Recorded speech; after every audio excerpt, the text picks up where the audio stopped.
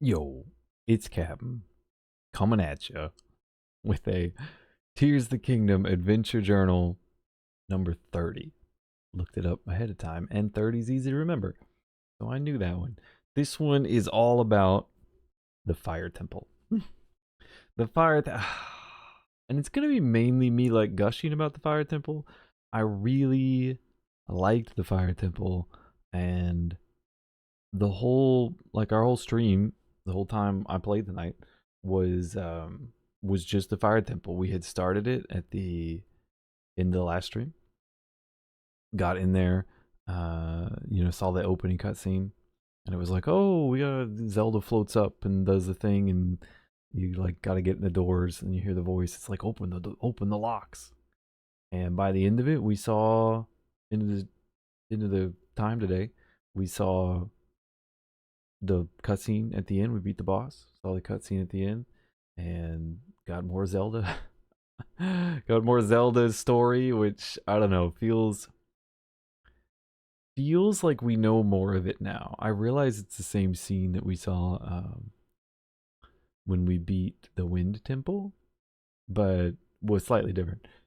But it feels like we know more of it now because we've seen a few more flashbacks to Zelda. So that's interesting. But yeah, it was really just a whole day of the Fire Temple, and it was a fantastic time. Um, I don't,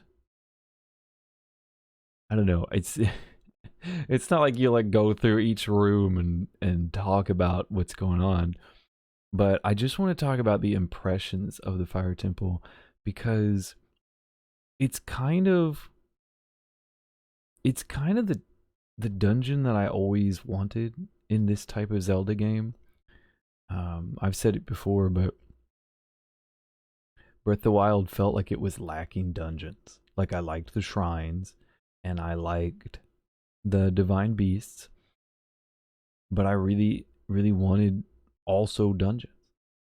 And we saw a perfect example of it in Ganon's castle. I was like, this is how you should do an open world dungeon. This is exciting. There's multiple, it feels like it's naturally in the world. There's multiple points of entrance and exit. You're like exploring through it. It feels like more of the world exploration, and it felt good. Oh, it just felt good. It's been like 6 years since I've done it, so you gotta remembering more than that is a little bit beyond me. But I will tell you that I didn't feel that much about the Wind Temple. I did like it. Um, it was cool that it was like a ship floating in the air and all that, and it was cool to play on a ship. But it didn't have that in the world feeling. Like it's just a ship floating in the air, so it's not like you can get off it. They did like a little couple floating things out there where you could jump on them, but it wasn't really, you could walk off and then there's a thing or there's like a mountain next to you or anything. But the Fire Temple really felt like integrated into the world. Just it felt. Listen to this. Look. I'll tell you a story. It was I just constantly would stop, and we because they made it quite open, so it's got these like these towers, right, that you're kind of climbing up, and then you have the mine carts between them. Like the mine carts is a big focus, which was fun, a little bit annoying, but fun. And so there's all these times where you're kind of at the top of a castle looking out. And one of the first times you do it is you look back to, where you walked up to the Fire Temple, and you saw, like, you could see all this stuff you had to walk through to get here. And you're like, yo, that's where we just were. And you can see the light route out in the distance. Actually, if you stand at the entrance to the Fire Temple, there's a hallway that you walk through. So like it's the boss room. There's like this big lava pouring bubble thing that like rooms coliseum thing, but it's got a roof on it, and that's the boss room. And it's also like the center, and then there's a big hallway, like a grand entrance that you walk in from the entrance of the temple, to the big bubble thing. And you can even crawl all over the bubble thing. We try to look for like a secret way in or something. Of course, there isn't one, but it was fun. We were crawling all over it because you can. But if you stand at like the entrance and then you look through the grand hallway, it goes straight out and you see a light route. It's like perfectly aligned, and it's just a beautiful like world design. They put a lot of good like architecture and stuff into it. But what got me is so you can look out and you can see all that, right? But then as you're going around, you can see the other sides. And there are places you haven't been, or at least I haven't been. So they're all dark and mysterious, just like the rest of the depths.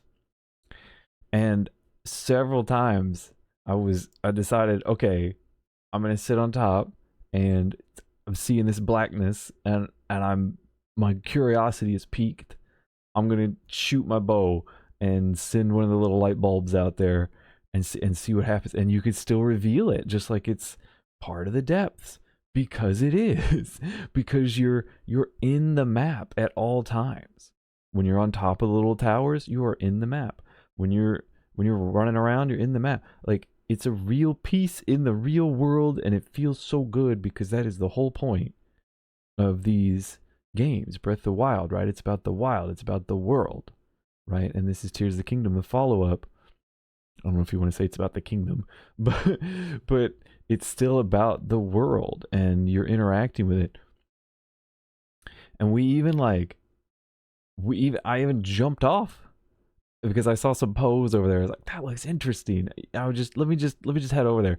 And so I flew out of the dungeon and landed on the other side where I could reveal some stuff with the lights, and we got a couple pose, and it got like super hot. I'm like, whoa, why is it super hot over here? I had to, because I had my hot pants, but I needed 2. You can get max 2 flame repellent, whatever. So the hot pants are only 1. So I had to like chug a potion. I thought maybe the boss room or something would be that. No, the temple was you just needed 1 the whole time. But if you went past the temple into places you weren't supposed to go, it was like super hot. So that was fun. So we just ran over there, grab a couple pose. There was like a guy with the sword, and we looked at it, and then you just jump back in, and the temple's still there, just still going. And then of course you can use the ascension and stuff, so you can jump up, and of course everything's really tall so that you can't just break the temple design and ascend through it all. But that makes it like really grand and exciting because everything's really big, right? But there's a couple places where you could sneak up in an ascension and you could get to an area. Like I found one area, and I looked, and there's a couple dudes in mine carts. And I thought to myself, oh, these guys, this must be a trap, because the way out is to follow this minecart, and then these 2 guys are sitting here waiting to go, and their track runs parallel to yours. So it must be, if you go on this, these guys will come out and jump you. Well, I was like, I'm gonna jump them. And I got him, and I didn't have to deal with that trap. That felt really cool. And then there was a diamond there to reward you. It's be like, yes, this is a bonus area. And there was a couple. I tried to find all the chests. I tried to find everything. I spent most of my time just exploring because that's what was cool. It really felt like exploring an old ruin, right? It was full on Indiana Jones. It because it was in the real world, and the game's about world exploration. And so this dungeon was about the dungeon exploration. It wasn't like going from room to room and, this is a puzzle room, this is a fight room, and what, like traditional dungeon design. And you could, you might miss that, to be fair, because it didn't really have like traditional puzzles or traditional fights. But it did have what the game's really good at, which was exploring around, and there's so many options in this game. You can ascend, you can climb, you can fly around, you can do, there's so many options. Just trying to think like, well, where would a secret be hidden? Or just how do I progress to the next room? Like, you have to look around, and usually when you're looking around in a video game, if you play a lot of games, you get used to the idea of like the game and what's playable and what's not. And you look into the distance and you see, oh, that's just, the background map. Oh, that's just skybox. Oh, that's just, that's not playable. That's not playable. That's not playable. And you look around for what's playable. When Tears of the Kingdom, everything is playable.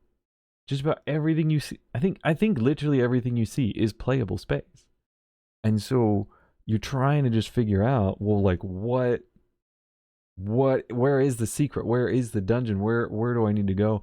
And you really have to think in the space, in the 3D space, in the whole temple, in the architecture, because even in real life, I can't go climb a wall. I guess I could, but I couldn't do all this crazy stuff. But Link can. So you have to think just that whole area. It's almost like Metroid Prime, where you have the Metroidvania and it goes 3D. I think Metroid Prime is one of the best, if not the best. I can't say I've played them all. So there haven't been that many 3D Metroidvanias, like full on.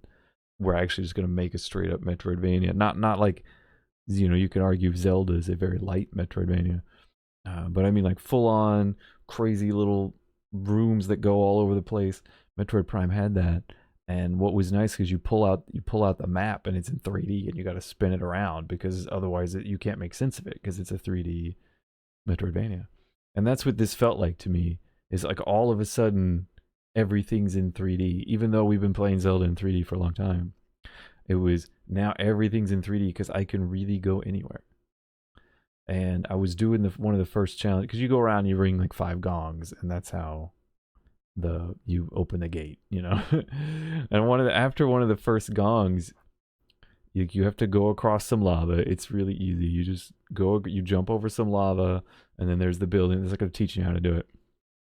There's the building, and you ring the gong. And I came out, and it's like a little bridge you cross with lava. I looked to my left, and I saw the lava, like the lava pool, and then there was like a little rock ridge, and the lava pool just kept going. And I thought, oh yeah, that's nothing. And I had to stop myself. I'm like, no, that's not nothing. That's not. We drew the lava up to the edge of the world, and then we put rocks there to let you know that's the edge, and then we just rendered some fake lava that goes on to infinity to give you the feeling that this is a bigger space. Like, no, it really is a bigger space. It really is a bigger space. I could walk to those rocks. That's not the boundary. It may be them letting me know that, like, hey, this is kind of the end of the dungeon. It could be still like an indication to you that, like, really you're not supposed to go past here. But you can.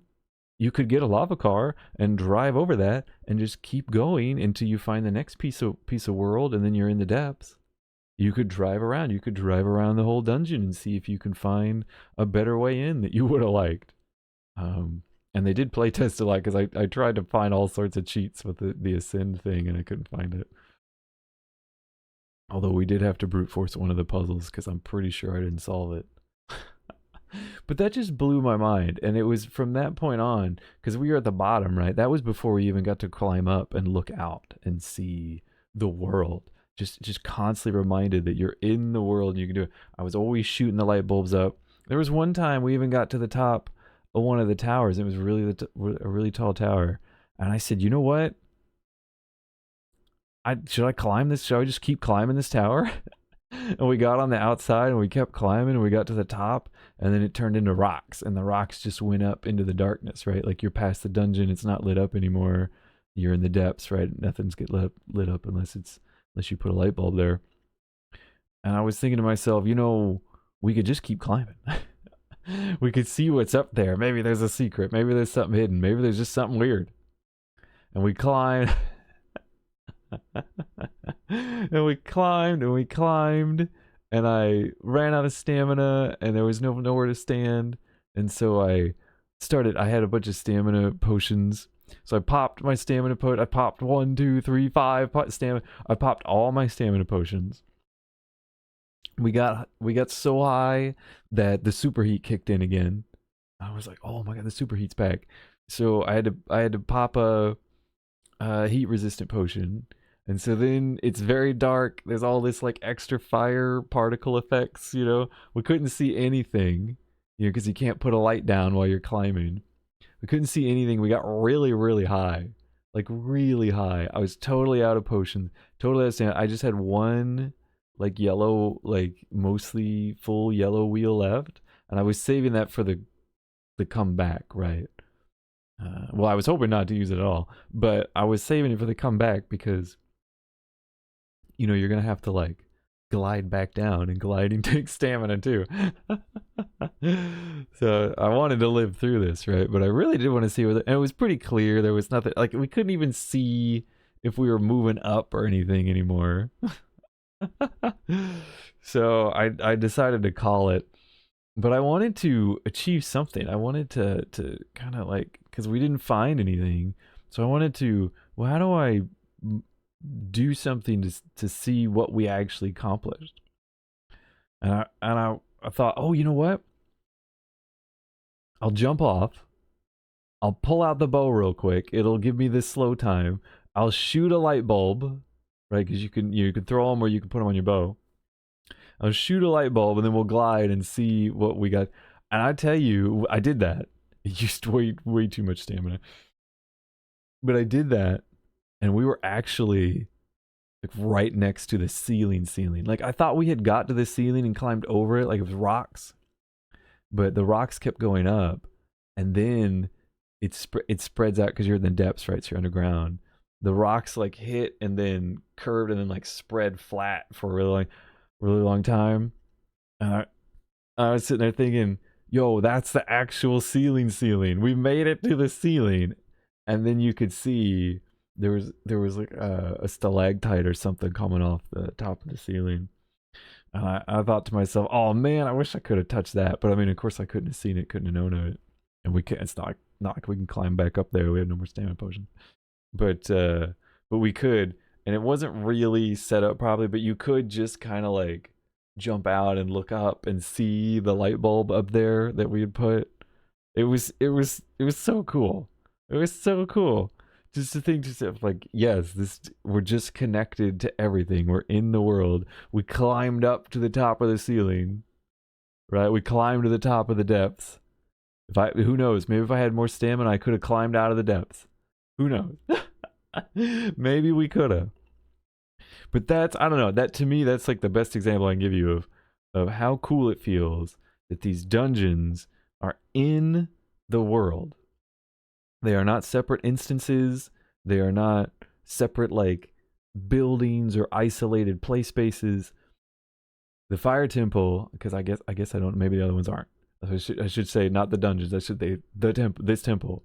This temple was in the world, and it felt amazing. The feeling of exploration was just off the charts. Just absolutely off the charts. It was everything I wanted from like a dungeon in this style of Zelda. Right? It's like exactly what I thought to myself I wish Breath of the Wild had more of, particularly after playing Ganon's Castle. And I could see, I was like, oh, so they did go for it. They did know how to do it. You know, it wasn't a divine beast. It was an in the world dungeon. And I thought, oh, they did do it. It's just they only did it once. Well, now they've done it twice. Now they've done it twice, and it was beautiful. Was it better than Ganon's Castle? Dude, it's been 6 years. I can't remember. But you know, riding the high of just having done it, sure, it's better. It's fantastic. I will say, like, it didn't have a lot of traditional fights or traditional puzzles. And I didn't miss either one because the fighting has gotten old to me a million years ago. Like, less than halfway through Breath of the Wild, the fights, the combat got old to me. And it still kind of is. So to me, it's all just about playing with toys that they give you. If I can do something fun or interesting, or I can sneak up on something, or I can put on a Boko helmet and avoid the combat and feed them apples instead, or if I can, you know, like put a puff shroom down and sneak strike everybody before they see anything. You know, it's fun stuff like that. If I have to just like sit in combat with a bokoblin or something, it's not, I don't know, it's not super engaging. I'm not particularly good at it because I kind of don't do it very much.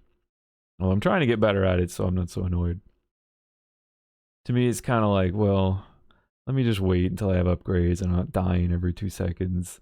and then maybe I'll have a little more fun with it. Uh, and I think I will, because it's not engaging enough to me to enjoy the constant almost dying kind of thing. So I didn't mind there wasn't too many fights. There's just some robots. The boss, we did have the boss fight, and the boss fight was, I liked the boss fight a lot. So I'm shaking everything. The I like the boss fight a lot. So I got my fight enjoyment. And there wasn't really traditional puzzles. There was some. It was like mine carts, right? There were mine carts everywhere, and you could move the tracks around. You could hit switches to switch the tracks, and you could like spin some tracks, raise some tracks, lower some tracks. And I think one of the gongs was a puzzle where you had to move some stuff so that you could send Yunobo up a ramp, and he would hit the gong. But other than that, thinking about traditional block pushes and stuff that you would find in Zelda, just it's not there. But I didn't miss it because it felt like navigating the temple itself. Looking at the map, looking at my surroundings, trying to piece together how to get to each place, how to get the mine carts to work properly. That was the puzzle. The exploration itself of the dungeon itself, the fire temple itself was the puzzle. And I really enjoyed that. I feel like people might not enjoy it because it did give me a couple. How do I say this? I feel like the people who wouldn't enjoy it might think it's too much. It's too similar to the water temple in Ocarina of Time, or any dungeon, any Zelda really. But the water temple in Ocarina of Time is really straightforward if you don't miss anything. If you go in the intended order, and it's pretty clear what the intended order is, like if you just follow it along and do the logical things, it works out. But it's also really easy to get turned around, get confused, get lost, and do the wrong thing, or skip something. And if you do those, the water temple is hell. Because it's very much meant to go like right? And if you don't do that, because you're getting access to different rooms at different times because of the water level, you'll get like oh no, I need to get down here, but the water level, and so you gotta reset everything, and you gotta do okay, and then like now I need to get up here. Well, I gotta play this again. Like, oh shoot, I forgot something again, and you gotta reset everything. And you're just like doing this and constantly trying to figure out where to put the water, and it's insanity. And I felt like this had a little bit of that, because particularly past floor 3, they gave you a skip at floor 3 where you had an elevator. I thought that was really nice, worked really well. But from 3, 4, 5, you really had to pay attention to what you were doing with the minecarts, and you really didn't want to like skip something because it was going to take a you're going to have to start the little cart track process over again. You're going to have to reset the carts and spin this one and raise this one and go back and forth. So I think if people if anything that's going to bother people in that, you're just completing the dungeon, it might be because they had trouble with that and felt like they had to reset over and over. But I kind of went in assuming that would be an issue when I looked at the map and remembered my water temple days. So I just really made sure that I was getting to every room I could as I slowly progressed up the temple. And it was very satisfying. It was very satisfying. The last 2 were the hardest because you had to build a ramp for, and you had to like realize you had to build a ramp. Which took me a while. I tried several things and tried some minecart stuff, and now you had to build a ramp. And then another one, you had to use that ramp again to like open the next area, and then that lets you drop down to one of the earlier ones, and it kind of made like a nice little circle for you. So the level design was really, really nice. Like really good level design, really good world, what level art, world art, just the architecture and the feeling of it, the visuals of it was really good. Had a great time. I haven't even talked about the boss. I didn't think I'd gush on it this long. We haven't talked about the story either. Oh goodness. All right. Well, I guess I should talk about those. Well, I have one more thing. The only thing on the mine carts, I love the mine carts, but I do wish I could stop them because there were several times I just had to jump off to get something, and then the mine cart's gone, and you're standing there in the middle of nowhere with no mine cart, and you don't know what to do. That was a bit frustrating. But they did do a lot of things to help alleviate it. Like you hit the switch to turn the mine cart around. That was cool. They had that elevator and stuff. But yeah, dungeon exploration as a puzzle, as a thing was great. Open the door. We finally get to the boss, and very cool boss. Very cool boss. It was like a little rock. It was kind of like a gross rock anus thing, which I didn't enjoy.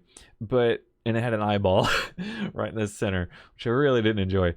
But then it comes, it comes off and falls down. You're like, what is this? And it grows these big legs. And you're like, oh my god, it's a crab. And I guess it's supposed to be a spider. I mean, aren't they both arachnids or something? They're very similar. And it comes up and it says, what does it say? Oh, I had it pulled up because I knew I would forget, but I don't have it pulled up anymore. It's some type of Goma, right? And this is reference, so you're referencing the Goma, the Ocarina of Time Goma, or has Goma appeared in a couple other places? Well, it's referencing Goma. It's a Zelda thing. And there it is. You're a cool Goma fight, and it took me a while to figure out what. It took me probably longer than it should have to figure out what to do. Mainly because I was trying to get a picture first, and so I wasn't really thinking about it. And then it's like, oh, of course, I use Bronobo, right? And I hit the legs, and then it'll fall down, and I get die, right?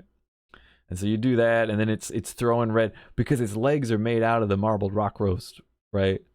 And later on, it confirms this is where the rock roast was coming from. This scary monster thing, the rock roast that was making everybody go crazy and stuff. So you knock its legs down, then it falls, and you run over there and smack it a few times, and that was really fun. I had the flame attack gear on, so I used a claymore, so I'd spin, and whenever I land, like a big old fire wave would come out. It was really cool. But then it flips up on the ceiling, and so you can't get its legs. And I'm sitting there trying to figure out what to do. I was like, all right, well, I'll just shoot its eye, and I like put key eyeballs in the eye and use my big charge up bow, and we hit the eye a couple times, and I missed the eye a couple times, felt dumb. And I was sitting there watching that health bar, and it was like chinking away. And I'm thinking to myself, this is not gonna cut it. And then, like, duh, you start this fight by you're in an urn type thing. It's circular and it's spherical. It's a dome. There you go. It's a dome. And you actually start the fight by rolling Yunobo up the walls to hit the rocks.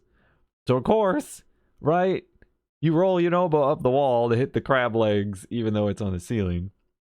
And it's also surrounding you with rocks you have to use Yunobo to break. And it was a little, I just wish the controls were a little better in this game, because you're trying to, you really need Yunobo to like do his thing right now, and he might be over here, and you're like, Yunobo, where's do the, like, all you can do is hit the A button and hope he's next to you, right? So I wish it was like hold LB and hit one of the face buttons for the powers, just tighter controls, I think I would appreciate in the game in general. This is one of those moments. So you're dying from the boss. You're like, where's Bronobo? What's he doing? Is he on cooldown? What's going on?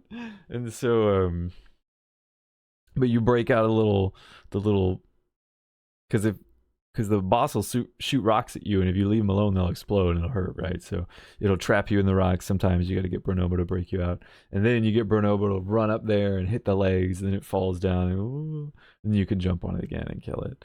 And it was just really cool. It was a fun boss fight. It was a fun use of the mechanic, fun use of Bronobo mechanic, fun use of just exploding rocks, and just kind of your tool set, and your options that you could do. So I enjoyed the boss. I had a great time with the boss. Because it's new combat, right? It's new and interesting. That made me think, and I had a good time with it. Bronobo's probably Grenobble's so good. That mechanic is so fun. The mechanics from the buddies has been really great so far. So a big improvement in my mind from Breath of the Wild. Um, and then the last thing you do is you see the cutscene, and you get the Sage of Fire, and it's a big Gorbon, and he's got like a fish helmet on. I looked at this. I looked at this right before I did this video. I'm like, maybe this fish helmet doesn't make sense, and I don't think the Rito guy had a sensical helmet either. What is going on? So I looked at it because you can see it in this cutscene. You can see all four of them, and they all have animal heads. And I swear one's a koala. The Goron's wearing a lizard, right? And there's one that's, I don't know. I saw the Rito one and like maybe it's bird-like. Because I thought to myself, well, maybe they're the divine beasts, right? So it's not a fish head, it's a lizard head. And I thought, well, maybe. And I looked at the Rito and I was like, I guess that's a bird head. And then I tried to, and it's like, well, maybe one of these is an elephant head. And I'm like, I don't know. That looks a lot like a koala. And then I couldn't see what the other one was. I mean, I don't know what like a camel head looks like. So I don't know. So far, they seem to me to be random animal masks, but perhaps they are a reference to the divine beasts. But we see this cutscene, we see this stone, and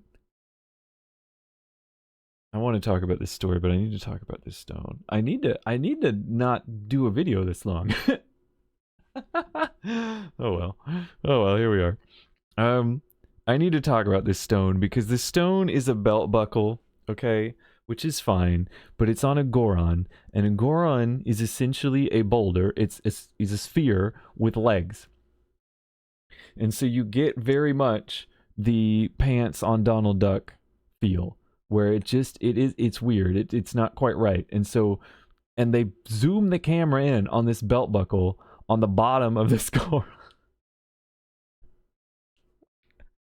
They just go right into the groin, and they're like, this is my special stone that has special power. And I'm like, what are we doing? I was dying, dude. And then you passes it to Yunobo, right? And it goes boom, right onto you. Right onto Yunobo's belt area. And then he goes and forms a belt. Like when it's sitting there as a belt and everything's done, it's fine. But when like the camera's zooming in on it, or it's like going full Mighty Morphin Power Ranger, but it was uncomfortable. That's all I'll say. It was uncomfortable. But I was dying laughing. And then, all right, the story. And so then we see the cutscene. It's the same cutscene we've seen before at the end of the Wind Temple. It's the stand of the sage, the final stand of the sages against Ganondorf. But this time we've seen more story, and so we know a little bit more. So when we see the girl that looks like Zelda, we can put a few more pieces together and say to ourselves, that probably is Zelda. That's not a Zelda ancestor from the past. That's not, a Zelda, doppelganger. That is our Zelda, because our Zelda got zapped to the past, and she's currently trying to figure her way out in the in the memory cutscenes we're watching. So I'm thinking to myself, well, that probably is Zelda. And so somehow Zelda becomes a Sage of Time, probably because she's there, and the problem happens, and she decides to help, right? But so she's that Zelda, and then she's telling them, yo, the seal's not gonna hold, right? Because they lose the fight, and then Rauru, our dear friend, you think they're deer? I don't know what they are. Our Zonai friend with the ears. It says he has to sacrifice himself to seal Ganondorf, to seal the King of Evil, because they couldn't defeat him. So then we see Zelda talking to, do we get names for the Sage of Fire, the big Goron guy with the belt? And she says, yo, the seal's gonna break in the future. You need to find a way to get this stone of fire to, a swordsman who's going to be a hero, you know, Link. Because and I'm thinking, well, of course, right? Because she's our Zelda, and she knows she was there when the seal broke, and she knows that we're probably going to try to stop it. Or at least she has faith that we're going to try to stop it. And so she's trying to set up things to help us, you know, 1,000 years later or whatever it is. Which is pretty cool. I'm like, all right, that's a little puzzle piece that's fit in. That's pretty cool. And then it ends and you go back to town. All the Gorons are happy. The marble rock roast disappears and everybody's good and fine. And you have a little final scene with Yunobo and he's still like, oh, I don't wonder what happened to Zelda. We didn't save her. And it would take one of the little kids says, I don't think that was Zelda. I'm like, finally. Like, I'm not going insane. Like, I am supposed to realize that is clearly something wrong. But then they throw me for a loop because Yunobo starts talking about, well, if that's not Zelda, maybe it is Zelda. But we saw Zelda in the sage's vision, so maybe that is Zelda. So of course, but she led us to the monster that helped us fix everything, so it must be Zelda. But she turned into the monster. I'm like, wait. Now I'm confused. But Yunobo's like thickness has rubbed off on me, and now my own mind is clouded. And so I have no idea, because they did in the cutscene confirm that the spider Goma was summoned by the evil king. And so I was like, all right, so that's confirmation that probably Ganondorf is just looking like Zelda and summoned this thing, and we saw it. But then you got to think about that longer. It's been there longer than that. It's been there as long as the Marbled Rock Roast. Is there way longer or way before Zelda summoned it. And so then maybe what Yunobo's saying is correct. Maybe that is a good Zelda and she led us to it. But then why was she telling him to mine the Marbled Rock Roast, which caused the problem in the first place? Right? Wouldn't that be an evil thing? Why did she never look us in the face? Why did she summon a giant monster at the crater of the volcano? So maybe my other theory that this is a good Zelda and she's just kind of causing some problems to help us along is more feasible, but I just don't know why. If she's a good Zelda, why is she causing problems? Did she, did she take the? Because I saw something that makes me feel like she took that curse they threw out in the middle of nowhere. Like, did the curse turn her evil? You know, like that doesn't make a lot of. That's not very satisfying. Like, why isn't she attacking us like more directly then? So I don't know. Maybe it was. I've just thought of this. Maybe she wasn't telling Yunobo to mine the Marbled Rock Roast and cause chaos in the town. Maybe she was trying to get him to stop it, and then he misunderstood. But no, that's not true. That's not true, because she made the luchador mask. Because you can talk to Blacksmith, and he says the Hylian woman got him to make the luchador mask.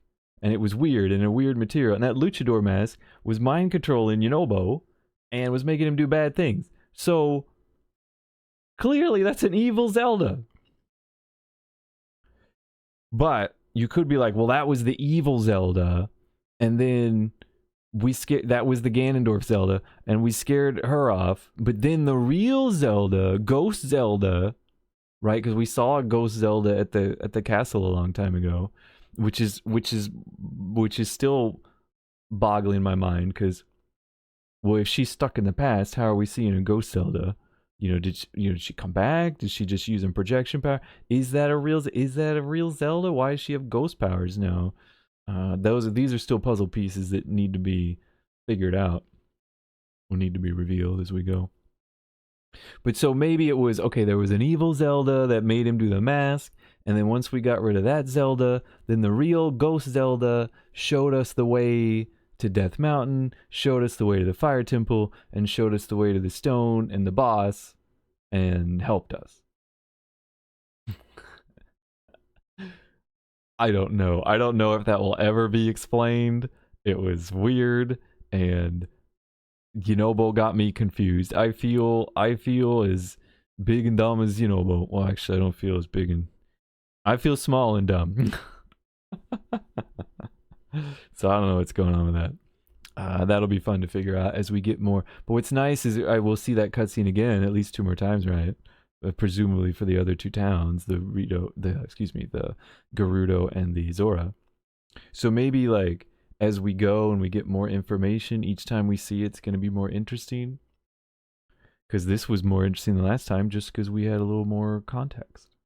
So I don't know. I kind of like this repetition, but you get more context, and so it means something different. It's like when you listen to a good song and the chorus is the same, but the verses in between change the meaning of the chorus as you go, which is always, it's one of my favorite things in a song to do, to just give you like a different perspective on the same words. It's very fun. Maybe I'll do like that. I don't know. This has been way too long of a video, but and that's you know, that's the whole thing. So that's what I want to talk about. I love the fire temple. I thought it was fantastic. I hope the other temples are like this, because this was great. I loved how it was seated in the world and felt like part of the world and felt like I was exploring a ruin like Indiana Jones, and that was the temple. I enjoyed the boss fight, very cool, and the story. I mean, the story is kind of weird in this game. It's kind of fluffy, but I am enjoying the mystery and trying to piece it together. So the whole just experience of the Fire Temple was a highlight for me. I really enjoyed it. I had a fantastic time, and it's got me excited to like get to the next ones and see how they go and see if they're cool. I hope this one. I guess there is a timeline where this is the best temple and it only gets worse from here. But I'm gonna choose to be optimistic. It'll be kind of a while because I got to clean up Goron Town, and then I'll head back to Lookout Landing and see what's changed there and see where they kind of ask me to go next, because that's what I'm letting the game lead me through the story, because I find it. I don't know. I'm going to enjoy that a bit more than just going everywhere. Then I can explore at the end when I'm kind of OP and stuff, and it's not like I can just have fun exploring. But that was the story for today. Fire Temple, good. Captain liked it. Captain approved. More Fire Temple, please. So that's all I got. That's a super long video. I don't have time to do super long videos, but I keep doing them because I enjoy them. So I hope you enjoy them too. Thank you for watching. Thank you for listening. I hope you got something out of it. I hope you had a good time. And I hope you have a wonderful rest of your day, night, whatever, weekend.